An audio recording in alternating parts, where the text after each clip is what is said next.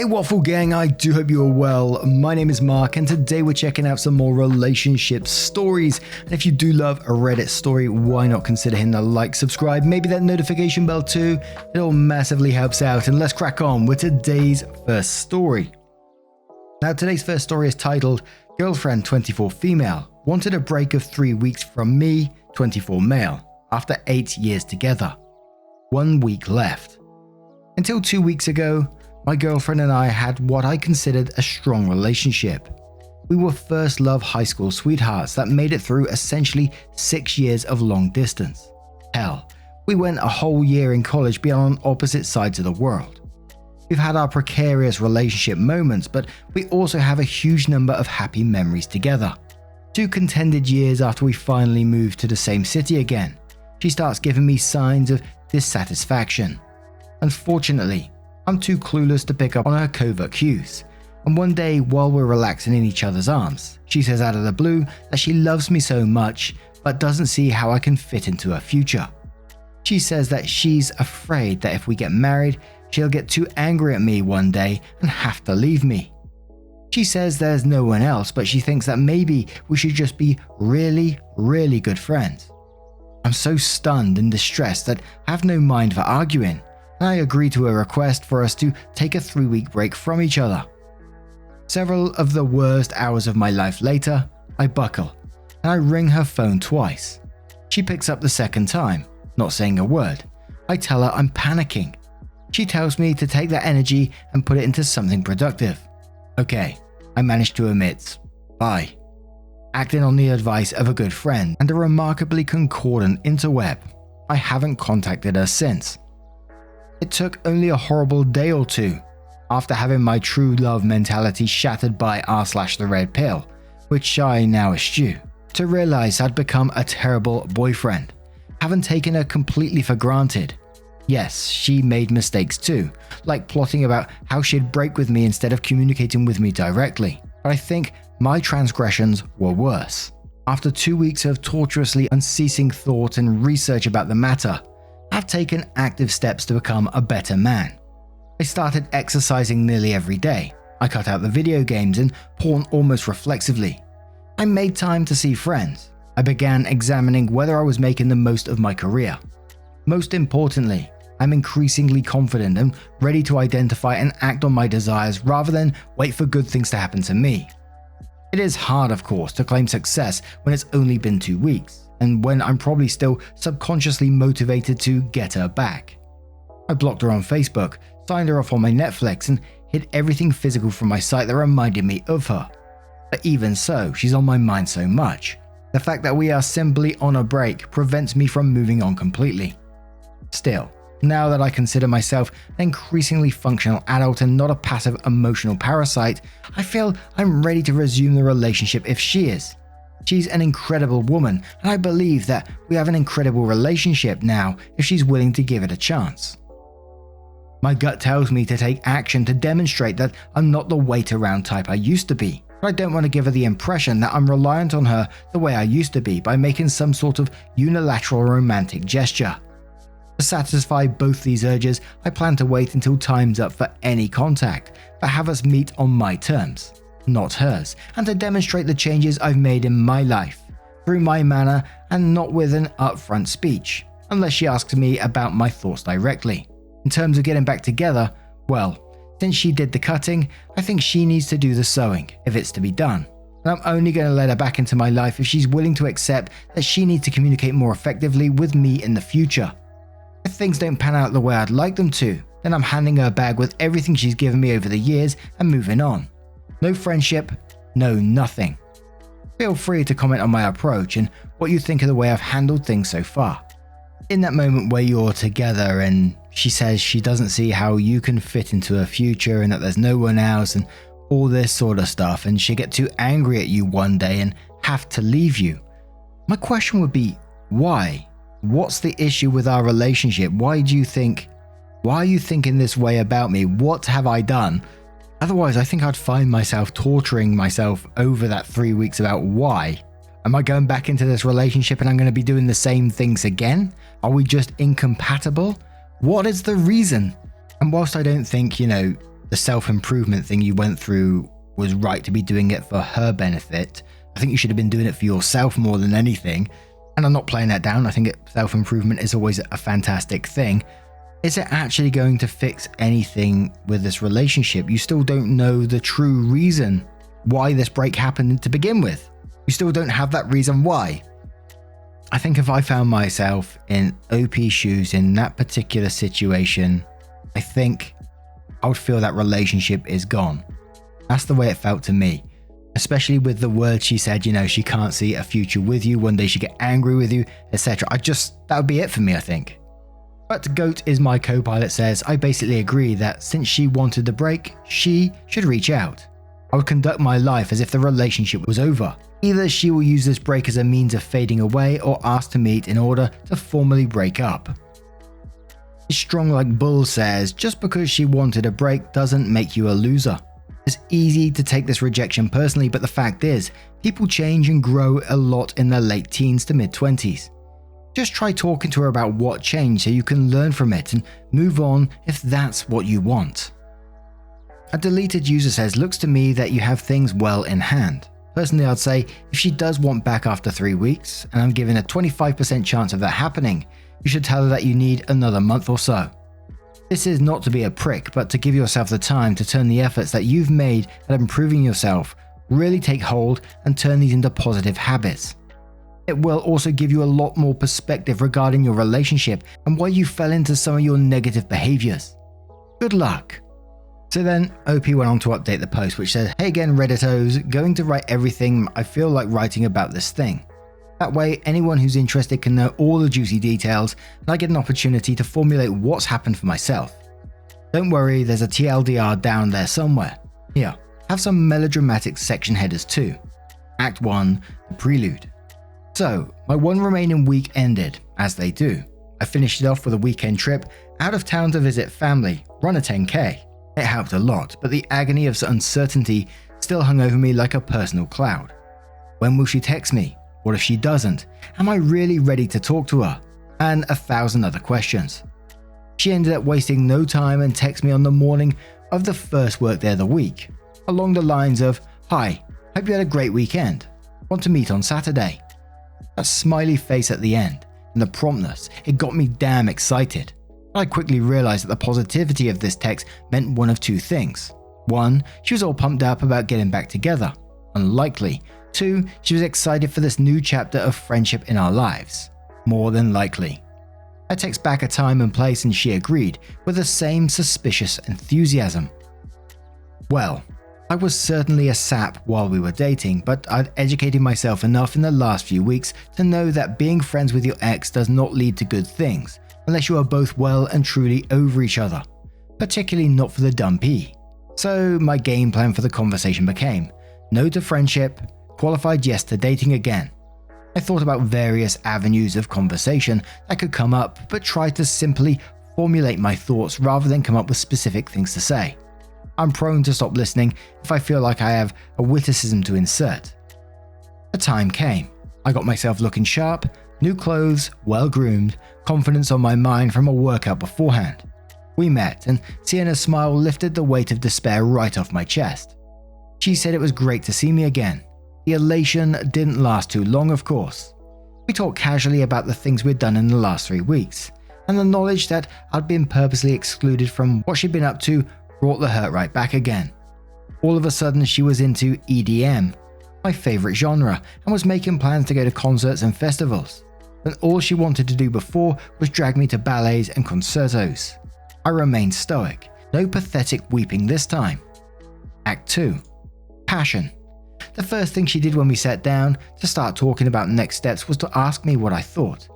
I may have done the wrong thing here by diving right into the past, asking her when she had started thinking of breaking up and whether she had tried telling me directly what was wrong. I felt it was necessary to ask those questions to address the communication gap between us, but she was already on the verge of tears by the time she explained to me that it had been a few months, that she'd been waiting for the time when I had myself most together, and that it was just the way she did things to make her mind up on things and act on them. Okay. Well, then she turned to me and said again that she'd been talking for a while, so what do you think? And even though I'd been planning to pursue her on this point of better communication, and let her approach the make or break, my emotions and my needs started fucking me good at this point. I responded with something like, I want to try again to make this work. I feel like I saw something click in her head at that moment. She turned away. Fuck. I don't remember everything that was said, as our conversation lasted over an hour, but what unraveled was that she hadn't fundamentally changed her mind during the break. Apart from realizing that we were very compatible, she didn't want to keep our old relationship even so. I told her that our old relationship was dead, but that we could start a new one, that I'd worked on myself and that I'd lived a healthier life now.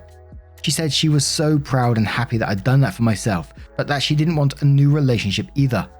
I sensed the friendship trap closing and told her outright we couldn't be friends. That made her freeze in her tracks. You have a binary choice to make. I told her to be with me completely or without me completely, and she responded through tears that she'd rather be without me. Well then. As the dust settled, she gave me a handwritten excerpt from a poem indicating that our relationship was stronger from the adversity we'd gone through. This threw me off, and when I parted from her shortly after, striding away without looking back, it gnawed upon my mind. Did she come into this expecting me to whisk her off her feet, to tell her I'd never let her go like that again and treasure her forever? I knew that chasing her went against what I'd learned, but I also felt like I didn't have much to lose at this point, and that if I didn't chase her, I could regret terribly not knowing what would have happened. So I called her, asked her where she was, and ran to meet her again. Those movie romances, man. Like, fuck with you.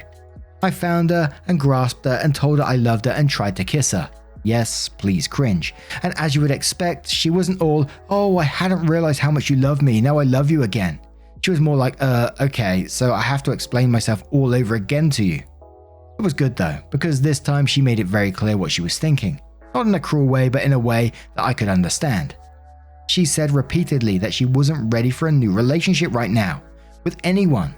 She reiterated that she would rather risk me never talking to her again for the rest of our lives than to start a new relationship with me when she wasn't 100% ready. And despite my protest, she said she would leave it to me when I wanted to see her again. I said of chasing her down. This was a mistake. She said, no, I really appreciate it. Yes. Resent me interjects, that ego boost from knowing for sure that you're still the one in control is nice, isn't it? She was really torn up though. I've never seen her that unhappy. We parted ways again, and this time we really parted. Act 3, Progress. I do see now that I was only partially ready for the conversation. I'd improved my lifestyle, but I was still too driven by my fear of being alone. Still, even as mediocre as I performed, I think it was better to get some finality from it than to postpone the thing or to not meet at all. And I don't even much regret chasing her because it helped me really clarify what she thought. Helped me to realize that she'd stopped loving me romantically before we'd even broken up, despite still loving me platonically. As I thought about it more the last few days, I came to realize that I've been blinded by the superficial qualities of this woman. She has so many it would have been impossible not to be if she hadn't forced me away. She's attractive enough to have been approached on the street for modeling gigs. She's heiress level wealthy. She's very articulate and on her way to becoming a world-class scholar. And the sex was fucking amazing, back when she was willing to do it. She could tie a knot with a cherry stem in her mouth. Too much info, dude, and she wasn't a fan of condoms. She spoiled me for so long. Planned vacations for us to the Midwest, to the Caribbean, to East Asia. Wrote me long-ass love letters while we were long distance. Got all my friends together for a surprise birthday celebration when she didn't even know most of them. I reciprocated about 10% tops. I'd never known anything else, and I had no foresight, so I took this all for granted. But oh, there were cons. She has class but is terrible at establishing rapport. I'd introduce her to my friends and she'd clam right up, mute and distant as the Statue of Liberty. As a result, I felt obligated to abandon my independent social life to spend time with her and her friends, which wasn't healthy, as I'm finding now rather acutely. She hid our relationship from a dysfunctional family for the whole 8 fucking years because we had such a good thing going. I don't want to get them involved. I always felt like I never knew important part of her because of that, as well as the fact that she's Christian and I'm not. But most of all, I'm realizing that our relationship was inherently unequal. At one point around year 4, when the cracks in our relationship were starting to show, I asked why she loved me. She responded simply with the children's book Corduroy, in which a lovingly naive teddy bear is purchased and sewn up by a little girl. If only I'd been handed the cautionary tale of what happens to Corduroy when the girl grows up. Even if she didn't consciously intend to, I feel like my ex used me as an emotional crutch to get through college. She admitted she started planning the breakup right after her master's graduation, plying me with gifts to keep me around until the time arose to find actual marriage material.